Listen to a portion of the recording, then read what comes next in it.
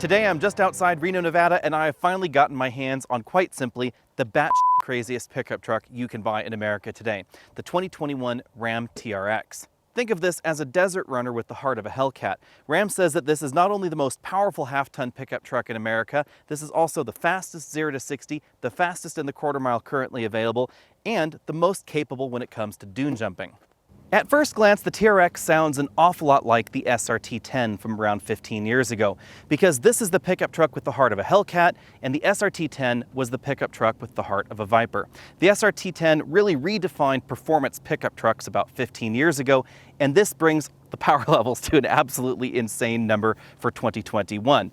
But the two vehicles are quite different, so this really is not the spiritual successor to the SRT10, although I suppose some of you might think so. This really is an off-road focused truck, whereas the SRT10 was a very on-road focused truck. It was a street performance truck. This is a Baja focused truck or an off-road focused truck. Whether off-roading for you is blasting across dunes or rock crawling, this is capable of both of those, and the SRT10 wasn't really focused at either of those missions. Quite logically, the TRX was designed to compete very directly with the Ford Raptor, although at the moment, the TRX outclasses the Raptor in pretty much every single way.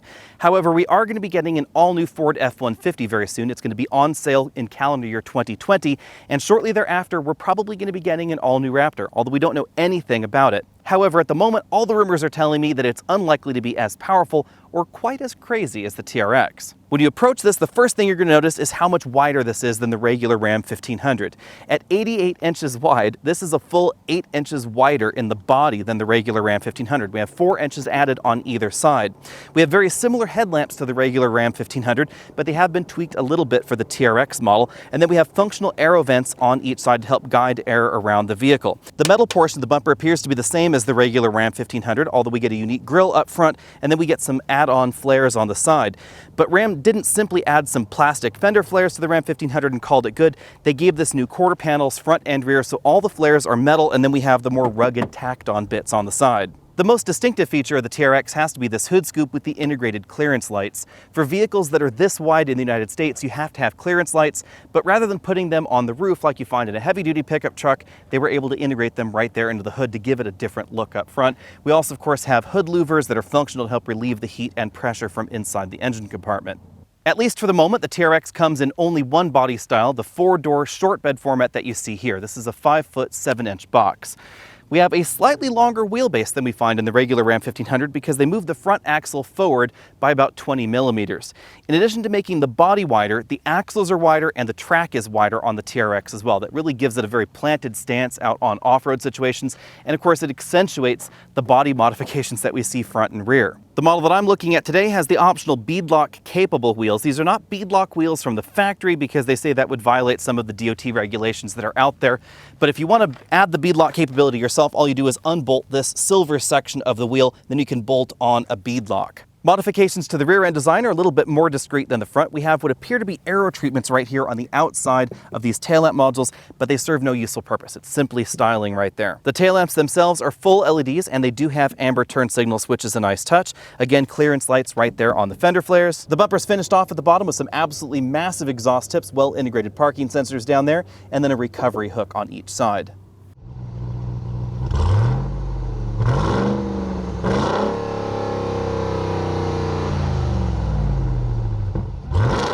Buried deep in the engine bay and way under this absolutely massive air cleaner assembly, we find essentially the same Hellcat engine that we find in the Charger and Challenger Hellcats, and of course the Grand Cherokee Trackhawk. It's a 6.2-liter supercharged V8 engine. In this trim, it produces 702 horsepower and 650 pound-feet of torque.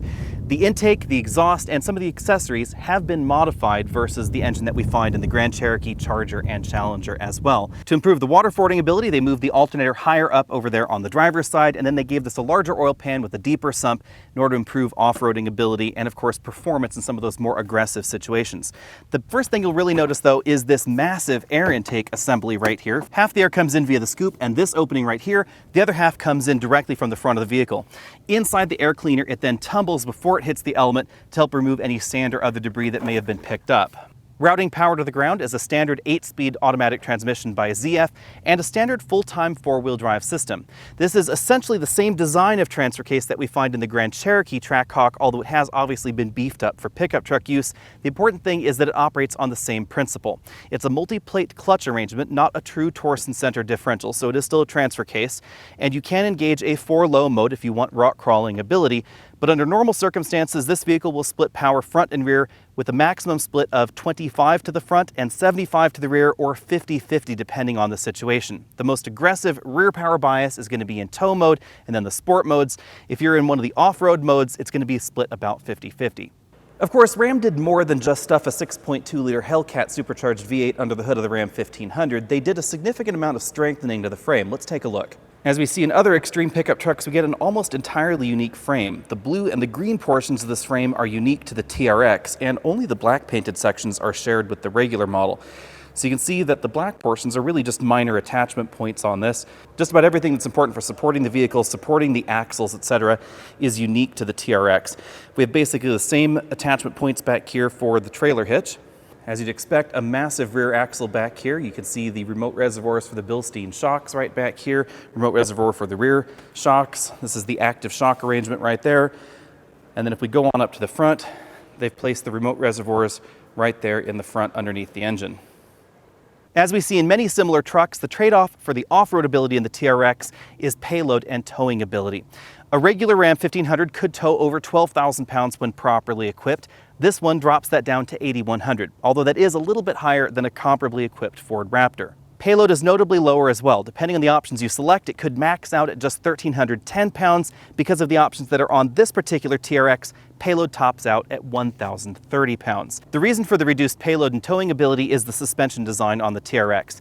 This suspension is laser focused at off-road ability and desert running. That's why we find 11.8 inches of ground clearance and a massive amount of suspension travel, 13 inches up front, 14 inches out back. We have the wider track, unique suspension components, unique arms, etc., unique axle in the rear, different tires and different brakes as well. And all of that goes into the payload and towing ability that we find in this vehicle. It has nothing really to do with the cooling of the 6.2-liter V8 engine, because they say the cooling system on this vehicle was designed for a higher GVWR and theoretically higher payloads as well. It's just that the rest of the vehicle wasn't designed for those high payload or towing numbers. Now, if at some point later Ram decided to give us more of an on-road focused TRX, then it's likely that those payload and towing numbers would go up. The interior of the TRX is largely the same as the regular Ram 1500s, so we still find the radar adaptive cruise control sensor behind this module that also houses the rear view mirror. This keeps the radar sensor out of the way if you plan on adding brush guards or other kinds of front-end accessories like a winch to your vehicle. In a lot of other pickup trucks, adding a winch will interfere with that radar adaptive cruise control sensor, which also interferes with the autonomous braking function. Now, radar adaptive cruise control and autonomous braking are optional in the TRX. Now available in the Ram truck line, we also have an available LCD rear view mirror. Aside from that, the rest of this interior is really variation on a theme. We get height adjustable shoulder belts and two-way adjustable headrests for the driver and front passenger. This model has leather upholstery. We have TRX embroidered there on the front seats. We get more aggressive bolstering than we find in the rest of the Ram 1500 lineup. And this model has the optional package which gives us front seat heating and ventilation. The seats are perforated because this model has the optional seat ventilation, and that goes for the front seats and the rear seats as well. You can see that large portions of this interior also feature faux suede inserts. You can see we have sort of a tritone setup going there on the outboard of the seat. And that mixture of materials continues as we move on over to the front doors. We find a large portion of soft touch materials. We also find more of that suede-like imitation trim right there in that insert in the door. There's an optional carbon fiber package that would give you carbon fiber real accents on the doors and on the dashboard. This particular model does not have that, but it does have the excellent stitched leather dashboard option. If you got that carbon fiber package, then this upper glove box lid would also become a carbon fiber insert. The Ram still has one of the best interiors in this segment, and even though we see a significant improvement in the Ford F-150, I think this still beats the F-150's new interior in terms of some of the materials that we're seeing going on in here. Now, depending on the version of the Ram pickup truck that you get, this one thing here, this lid does stick out a little bit, because if you get the limited or some of the other top-end trims of the regular Ram 1500, that becomes wood. If you get the carbon fiber option in the TRX, it becomes carbon fiber, but in this model, it is a hard plastic. We find more stitch goods down there at the bottom. In the center of the dashboard, we have the large 12-inch LCD infotainment system. This is running basically the same software that we see in the rest of the Ram truck lineup. However, the big change here for the TRX is the addition of the performance pages option. This is very similar to the performance pages that we see in other SRT vehicles out there. It's an app that runs on the system. You'll notice it is a little bit faster loading than some of the SRT vehicles, but it's worth noting that this Uconnect system is not the latest version of Uconnect that we will be seeing in some other upcoming FCA models. This is a large screen version of the previous generation. There's an option for drag race and acceleration and brake timers. We have auxiliary gauges, which are largely similar to what we saw on the dashboard there. And you can pop these out if you want to see trends over time. So if you want to see your coolant temperature over time, G-force right there, the ever so popular dyno gauge right there. You can see that. You can also see what gear you're in. And then, of course, we can click over to vehicle dynamics, and this is where we see what the transfer case status is. In the TRX, you can lock the rear axle even at high speeds, which is something that you might want if you're out there dune running. And if we click over to drive modes, we see the other option, which are these configurable drive modes: sport, tow, snow, auto. The custom mode is completely configurable, so you can choose whether you want the transmission to be in sport, tow, street, paddles on or off, stability, those modes there, all that sort of stuff is configurable via this system. And then you would change modes either on screen here or using the drive mode button that's to the left of the screen. The drive mode and four-wheel drive selector takes the place of the rotary shifter that we find in the regular Ram 1500. We can toggle through the drive modes with these toggles right here, or we can hit the TRX button to pull up that page, double tap it to engage the custom mode automatically. We then have controls for the four-wheel drive system, four-wheel drive auto. This again will split the power front and rear based on conditions and of course the drive mode that you're in. Four-wheel drive high, that essentially locks the center coupling but doesn't engage the two-speed transfer case. For low, which does lock that transfer case. Axle lock, there's also a neutral mode there if you're interested in flat towing the vehicle, and then of course launch control. Below the infotainment system, this model has an integrated trailer brake controller, auxiliary buttons there, multiple USB inputs for the infotainment system, a lot of storage going on here, although unfortunately a little bit less storage than we find in the regular Ram 1500, and that's because we have the shifter here in the center. You can definitely tell why Ram used the rotary shifter in the regular models of the Ram 1500 because there's a lot more storage going on in the center console. Because this is supposed to have a sportier flair, we have a pretty traditional console shifter there with a sport mode over to the left. To the right of that, we have two large cup holders, and you can close them off with a lid. Behind there, we find a center console that sports the same mix of materials that we found in the interior. We also have a little TRX plaque with the VIN number, etc. right there. On the driver's side, there's now an available heads-up display. This definitely looks a little nicer than some of the heads-up displays we find in GM vehicles. The steering wheel is a variant of the one that we find in the regular Ram 1500. It's gained a thicker rim, more aggressive sport grips up top, and a flat bottom. This model has the optional suede sections on the bottom of the steering wheel and on the top. More of that trim, similar to what we found on the doors. You can optionally get carbon fiber inserts right there, and you notice these really big paddle shifters on the back of the wheel. These are definitely different than other SRT paddles. Most SRT vehicles have the paddle simply at the top because on the back of the steering wheel is where we find track forward, backward, and volume up, down. Volume up, down's on the right, track forward, backwards on the left. We still have that in this vehicle, so instead of a continuous paddle shifter, really this is all the paddle shifter on the top, and then that's all the paddle shifter on the bottom. In the middle, we have a cutout so that way you can access those controls, but you can see that both sides flap as you pull them. On this side, we find controls for the radar and regular cruise control. On this side, we find the controls for that multifunction LCD, along with a voice command and dedicated phone buttons. As you'd expect with 700 horsepower on tap, the TRX is certainly quick in a straight line. According to Ram, this will go 0 to 60 in 4.5 seconds.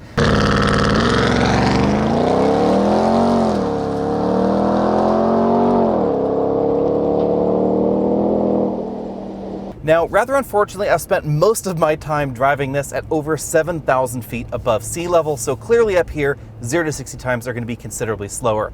Because based on this elevation, the engine's probably lost at least 100 horsepower. So I haven't done any official 0 to 60 testing. You'll have to wait until I can get my hands on one of these back at home to do a complete 0 to 60 and 60 to 0 run. Now, braking distances on pavement are likely going to be a little bit longer than some of the other Rams because the TRX is a little bit heavier, and this has a very off-road focused mission. The off-road focused mission of the TRX is extremely important to understand, and that's why this is a very different vehicle than the Ram SRT10. But I have to say, I really hope that Ram gives us a street-focused performance truck at some point soon, because you can tell that the TRX has what it would take. The suspension doesn't get upset over broken pavement or bumps or washboard pavement, etc. That shouldn't surprise you too much because the regular Ram 1500 is very well composed out on the road. This is one of the few pickup trucks in America that uses a launch control system. It's basically the same sort of system that we find in the Jeep Grand Cherokee Trackhawk. So if you want to know how it operates, you can basically take a look at that video. The steering wheel has to be straight ahead, you have to be on level pavement, you have to have your foot hard on the brake. foot hard on the accelerator pedal, and then you just launch. In my testing with the Jeep Grand Cherokee Trackhawk, surprisingly, you don't really need to use launch control to get absolutely crazy 0 to 60 acceleration times, however, and I suspect the same is going to be true for this. Although keep in mind, the Grand Cherokee is always going to be quicker than this because even though the Grand Cherokee is pretty heavy, it's still lighter than a Ram 1500. In addition to an on-pavement launch control mode, there's also an off-pavement launch control mode. If you have the vehicle in Baja, then some of those preconditions for using launch control on regular pavement go out the window. The surface doesn't have to be quite as level, and it's geared for optimum traction on loose surfaces. It does an incredibly good job. And actually, that's probably the key thing to know about the TRX, is that 700 horsepower is very civilized in here. And that's thanks not only to the way they've designed the suspension, the way they've designed the vehicle, but also the four-wheel drive system. If you floor it, there's no drama, there's no, rear axle walking around like you might find in some of those aftermarket tuned pickup trucks, because this has the full-time all-wheel drive system under the hood. It's again, very similar to the system that we find in the Jeep Grand Cherokee Trackhawk, and of course the upcoming Dodge Durango with the Hellcat engine. The system is always going to be sending at least 25% of engine power to the front axle, and up to 50% of engine power to the front axle, depending on exactly what's going on. We also have the ability to lock the vehicle into 4 high or 4 low. Now the TRX does not use a true center differential. This has a multi-plate clutch pack inside the 2-speed transfer case that can send power to the front when it wants to, and the way that this software is programmed, it's always going to try and send about 25% of the power to that axle. It's worth noting that at least for the moment we have no 2-wheel drive mode in the TRX, although that's clearly something that could be solved aftermarket, because if you simply told the clutch pack to not engage at all, it would send no power to the front axle and would effectively have a 2-wheel drive mode, but that's not something that we see from the factory. But back to the TRX, because that's of course what I'm out here to talk about. If you're looking for an on-road handling vehicle in the Ram pickup truck line, this is not going to be it from the factory. From the factory, we have 18-inch wheels and tires. These are definitely off-road focused tires. We have an off-road focused suspension, so we certainly get more tip and dive, more body roll, more lean, etc., and less grip than we find in other entries in the Ram pickup line. The reason I ended up near Sparks, Nevada is because the TRX is all about off-roading, whether that's rock crawling or dune jumping or just crawling across your favorite desert or fording 20 inches of water. To be perfectly honest, I was quite surprised that Ram chose such an aggressive course to demonstrate the TRX's abilities, because not only did they allow us to rock crawl and have all of the skid plates in full use in this particular truck, but they also let us jump the TRX. Now, I was really surprised at that because, of course, jumping pickup trucks puts a lot of stress right back there on the frame, between the bed and the body. That's the area of a pickup truck where you can see bent frames if you've taken a jump too fast and you've landed just a little bit too hard. I've seen that in Raptors, I've seen that in other off-road, especially desert off-road focused trucks. Clearly that could still happen in a TRX if you take things too aggressively, if you're going too fast, if you have too much weight in the vehicle, etc. But Ram claims that the frame in this is much stronger than the one that we find in the Raptor. Obviously, we'll have to wait until these are out in the wild to really see how that turns out in real-world driving, especially real-world endurance tests down there in the Baja, where people are going to be flogging this for hundreds and hundreds of miles and really driving it much more aggressively than I was able to drive today. But I was, however, able to get some air, and I was able to test out the full-time all-wheel drive system, which I have to say operates very, very impressively. I've always wondered why there aren't more pickup trucks out there with this kind of 4-auto mode. Most pickup trucks with the 4-auto mode, there's no power going to the front axle until they're slipped, and then it will engage and send power to the front axle. They're not sending power to the front axle all the time, and in this particular model, it is. In terms of suspension tuning, I think Ram found a decent balance with the TRX. This comes across as more comfortable and more sorted than the Ford Raptor, but logically not as comfortable as a Ram 1500 with the regular adaptive air suspension. This suspension does not adapt for height, it's simply an adaptive damper system. The dampers can get harder, they can get softer, but you're never going to be able to change the spring rate. And the spring rate is always on the soft side because of the Baja focused mission. We even have a Baja drive mode and a Baja suspension mode. If you're looking for one of the quietest vehicles with a Hellcat engine under the hood, this is certainly going to be one of them. It benefits from all the quiet tuning that we see in the regular Ram 1500. It also benefits from the fact that this is a body-on-frame vehicle, so there's more isolation between the cabin where I'm sitting and the frame where the engine is bolted to.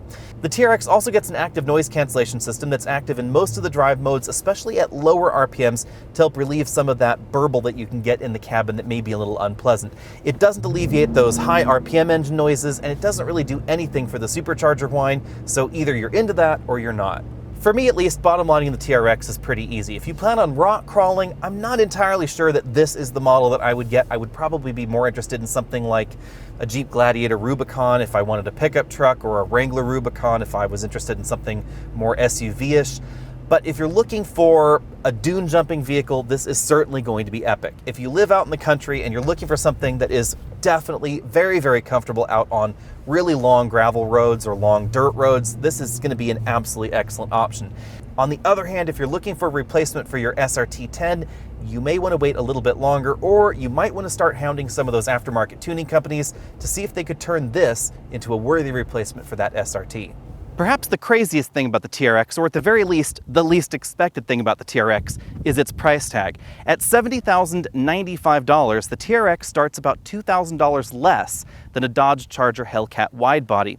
And the Hellcat widebody doesn't have as many features as we find in the base TRX, it doesn't have four-wheel drive or all-wheel drive, and it also is a much older design. Without doubt, the two vehicles are going to be very different kinds of fun. The Charger Hellcat is going to be an awful lot more fun out on a drag strip or your favorite large track, whereas this is going to be an awful lot more fun out on a dirt course or a sand course.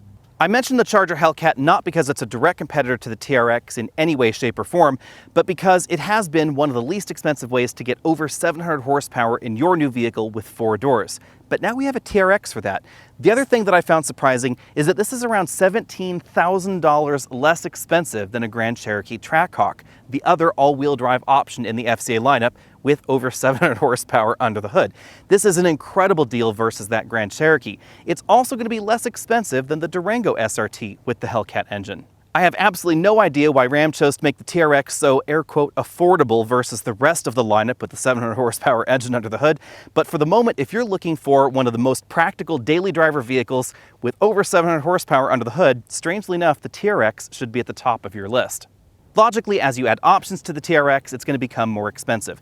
The model that I've been driving today came in at $87,000. That includes the destination fee. However, it's worth noting that $87,000 for this one right here is still about the same as a base Jeep Grand Cherokee Trackhawk. And no matter what you do options-wise with the TRX, you cannot get this as expensive as the top-end versions of the Trackhawk.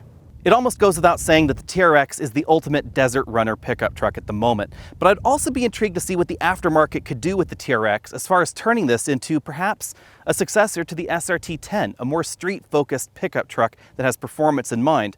The Ram 1500 chassis and suspension design certainly has what it takes to be a very on-road focused pickup truck. We really see that in the regular versions of the Ram 1500, so I would love to see what, say, a company like Hennessy could do by dropping this maybe about 5 inches, swapping in the off-road tires for very street performance focused tires, stiffening the suspension up, and seeing if we could get a little bit more 0 to 60 time out of this. I'm sure that with only moderate prodding, you could get this below 4 seconds 0 to 60, which would be absolutely insane and an absolute hoot and a half. Let me know what you think about all that down there in the comment section below. And in the meantime, if you want to get your hands on one of these, they are going to be on sale a little bit later in calendar year 2020. So right around the time that you're watching this video, you should be able to head over to your dealer and either see one right there on the dealer lot and place an order, or possibly even drive away with your own Ram TRX. Let me know what you think about all that down there in the comment section below, especially what you think about perhaps a street-focused version of the TRX. I'd really be intrigued to see what that would be like. I'll see all of you later. Hit the subscribe button if you haven't already done so. Find me over at facebook.com/AlexandAutos. You can also go to our new merch site. You'll find links over at alexandautos.com, and I'll see all of you next week.